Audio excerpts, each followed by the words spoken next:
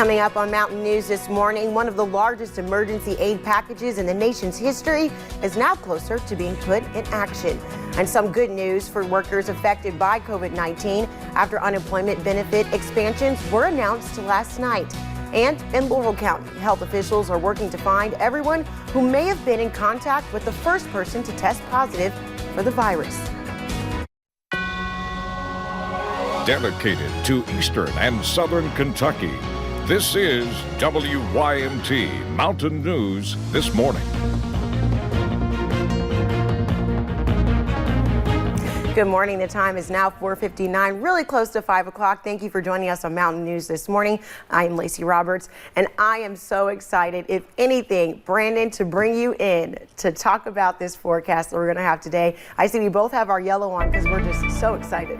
Listen, we're just trying to brighten it up and get ready for the sunshine. I've even got my sun socks on this morning. So again, I'm just literally anything I can do to push us over the hump here. But this morning, some dense fog. Let's take a look at the visibility map. And it's not showing a whole lot of activity outside of Harlan and Middlesboro there. But again, trust me, it was foggy my entire drive to work this morning. 30-minute drive there through 3 counties. So again, just be careful out there. UVA-wise, not too bad so far this morning. So it's patchy, but it's out there. So just keep that in mind. Temperatures a little cooler than yesterday morning. 39 Somerset and Middlesboro, 37 Jonesville. Everybody else in the 40s this morning. We may see a few more folks slip into those upper 30s there. A normal day for the most part. May have to get into a little bit extra here as we get a little bit cooler this morning, but you'll see the out the door forecast.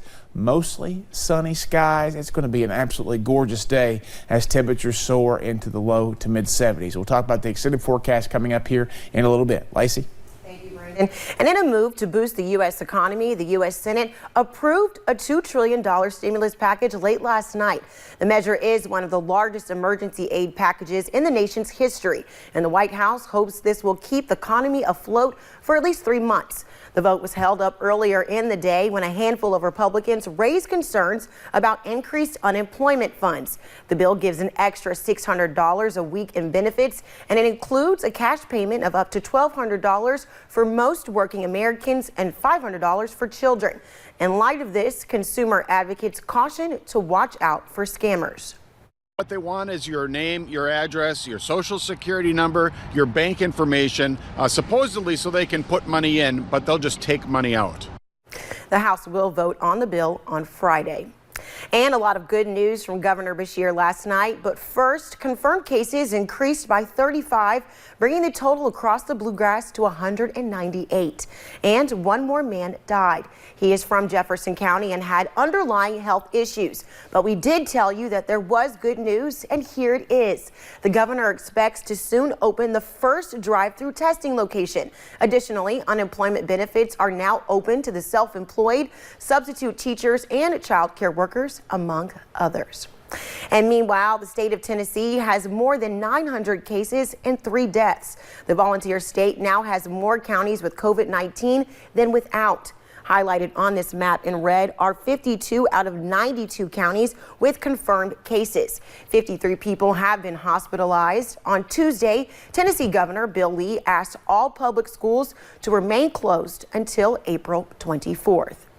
And the Laurel County Health Department spent their Wednesday looking for anyone that could test positive for that the positive COVID-19 patient announced Tuesday could have come into contact with.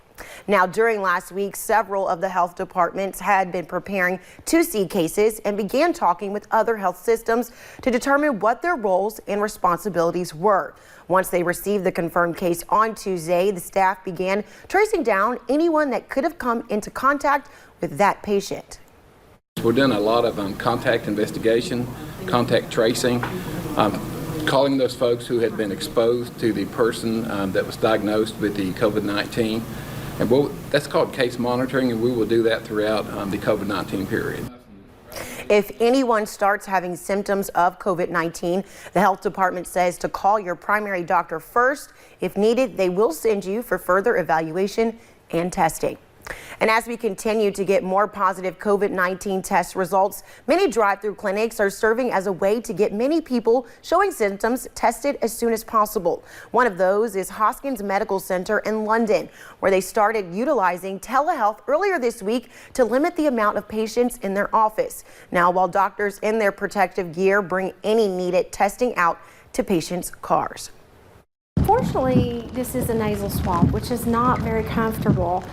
So the staff will assist with that, and we obtain a specimen, and then that'll be used for processing the test.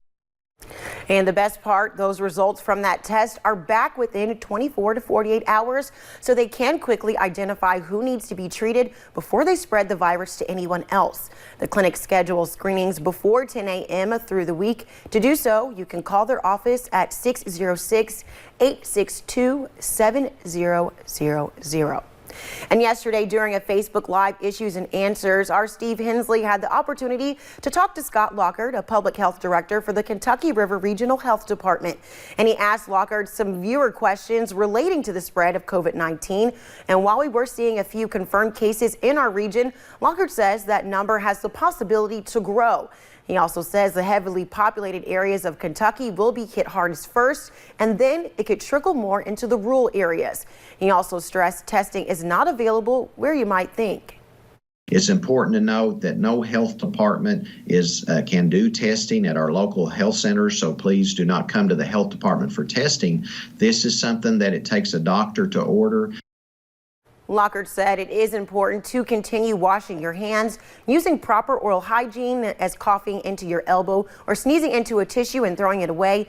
And remember, although you can still go outside, social distancing yourself at least 6 feet apart and no more than 10 people in a gathering.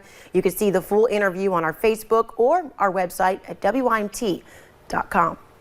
A free health clinic in West Virginia needs your help with donations after the coronavirus outbreak depleted their resources and their budget. Officials with the West Virginia Health Right say they have seen a 400% increase in need during the past 10 days. They estimate that they will spend an average year's entire budget for medications in the next 8 weeks alone. A donation page is set up on West Virginia's Health Rights Facebook page.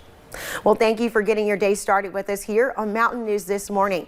With so many people losing their jobs, people are having a hard time filing for unemployment. We talked with someone in Frankfort about how officials are working to help change that. I don't dread bringing you today's forecast because it's one we've definitely needed for a long time. I'm talking about some sunshine in about 3 minutes.